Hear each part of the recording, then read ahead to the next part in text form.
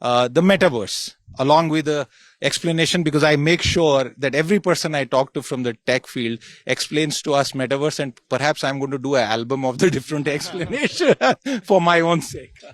Yeah, so just think of this way. So even this is, if you make this a unique piece, you can have an NFT and float it on the metaverse.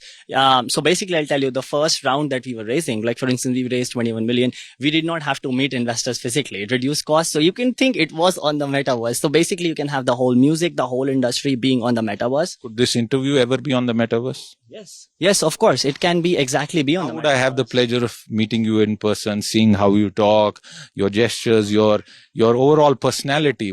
Would the metaverse make up for this? Yeah. So what I'm saying is, basically, if you can link all the identity, that's what I mentioned, all the identity linked to one. So I already know everything about you even before I start.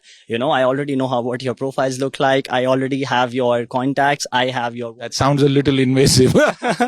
Yeah, but then it's still basically it has a lot of advantages. And I think you also asked a question to Sumit also on sustainability, or why has it not been adopted? So I think one big reason that a lot of large players haven't jumped in, apart from it being an amazing concept, is sustainability. So basically, until you have a consensus, basically a layer 1 protocol having everything which is sustainable, meaning when you use proof of work, for instance, you spend a lot of computational power, right? So you spend a lot of energy. When you use proof of stake, for instance, you have to stake more crypto, which means it takes you back to the traditional finance problem that the rich get richer, the poorer get poorer. So blockchain is supposed to solve the problem of financial inclusion to a large extent. So if you can't solve those problems, then the blockchain adoption, although it's being a $2 trillion market, it can never, become the next big thing until it's adopted. So technology can be the best technology, but until the large players come in and adopt it, which is, I'm talking Fortune 500 companies, I'm talking governments, and I'm talking family offices.